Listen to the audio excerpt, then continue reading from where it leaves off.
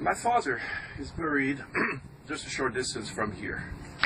And I'm very proud of my father. He was a certified genius. I mean, in the whole state of New York for the class of 1942, he was the one with the fifth highest academic record. I can understand being proud of your dad for that, sure. However, I remember how irritated my father was to see this ding-dong university professor just babbling about things he knew absolutely nothing about. And 40 years later, I feel pretty much the same way about all these intellectual bonehead atheists, whether it's the big shots on TV or the small fries on YouTube. Hey, Captain Consistency, either you respect people for being intellectual, or you don't. Assuming it's not just your dad, the dividing line here between what makes someone a bonehead or not seems to be whether or not the intelligent person happens to agree with you. Let's do this.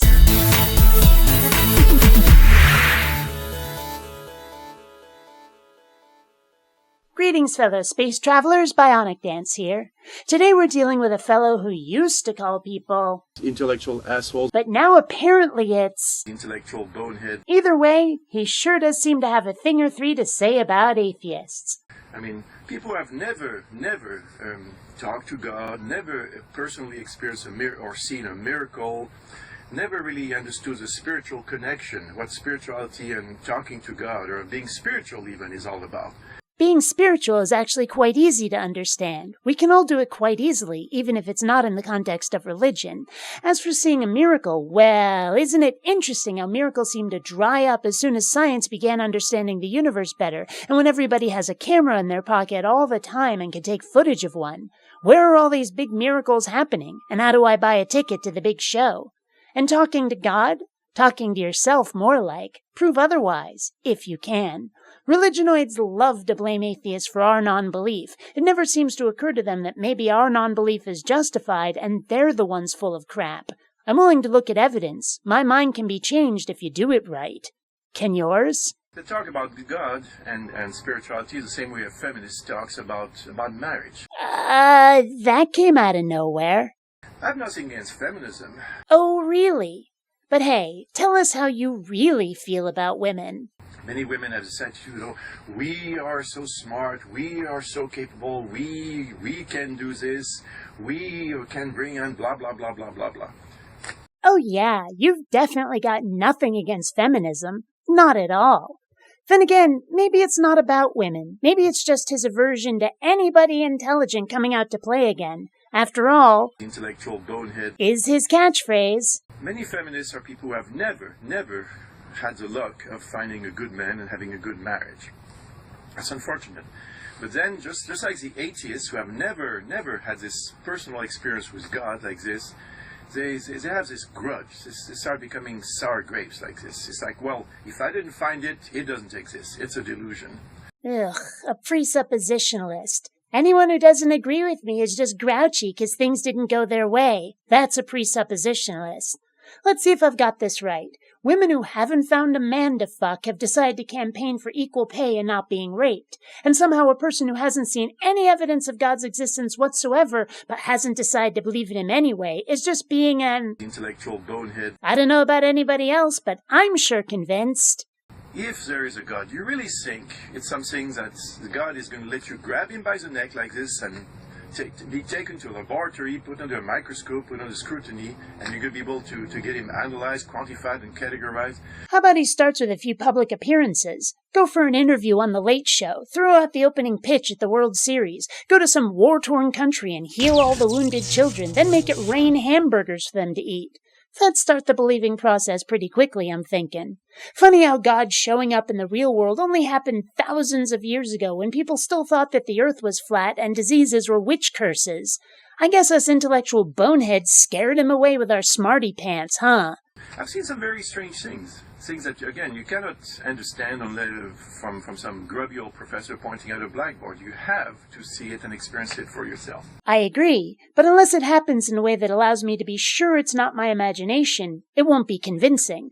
Like I said, would it kill your God to actually show up once in a while? I think if he was real, he'd see the value in that.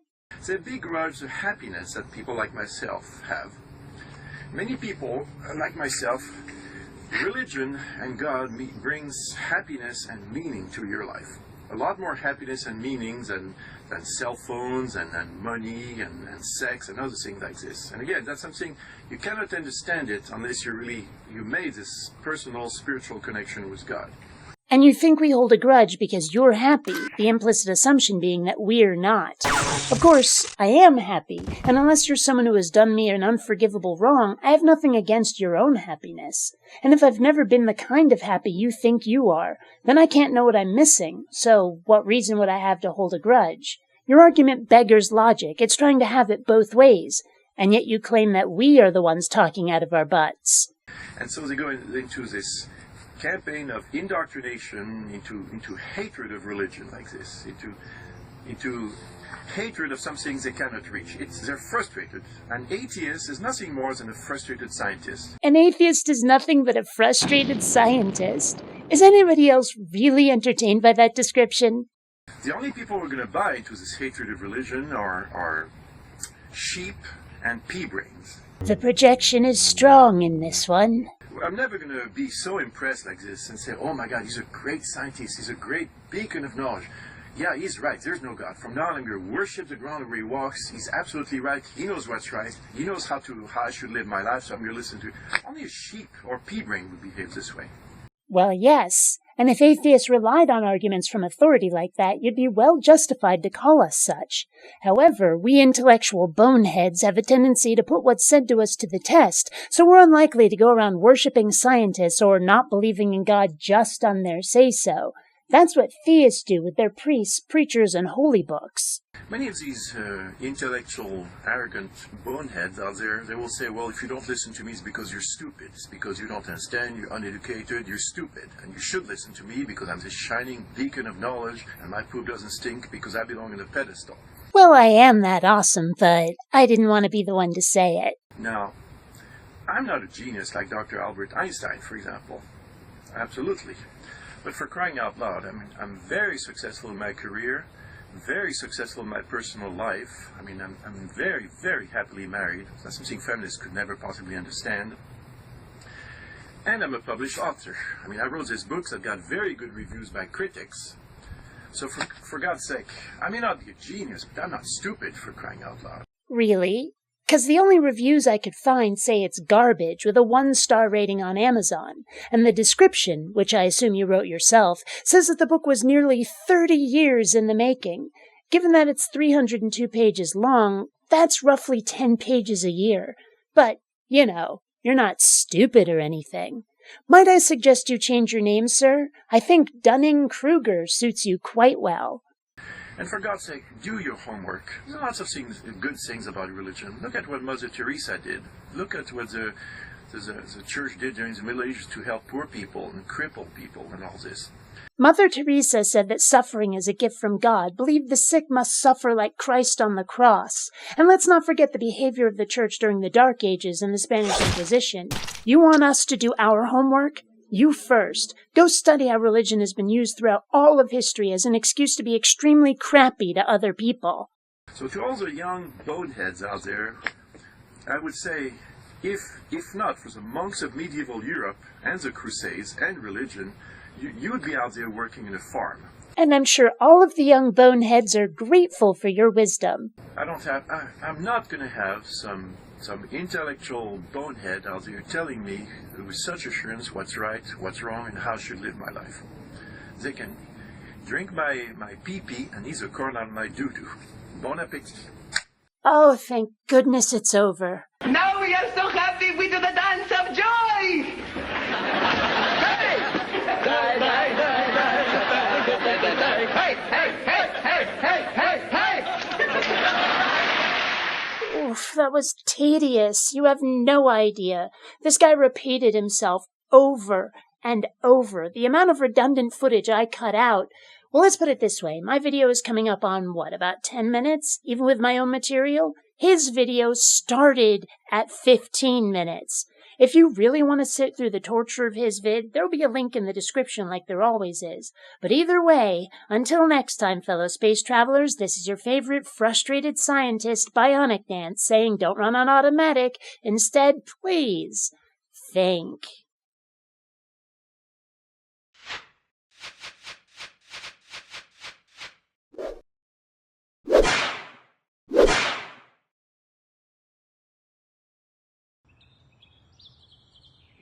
Not rating and subscribing has been found to cause obesity, acne, and male pattern baldness in laboratory rats.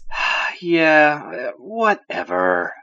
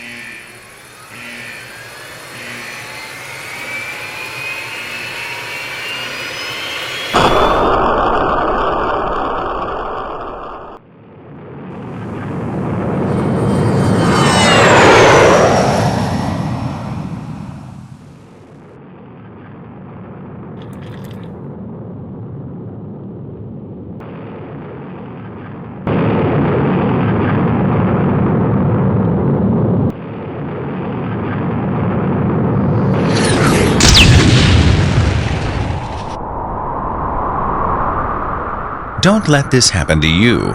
Be sure to rate and subscribe.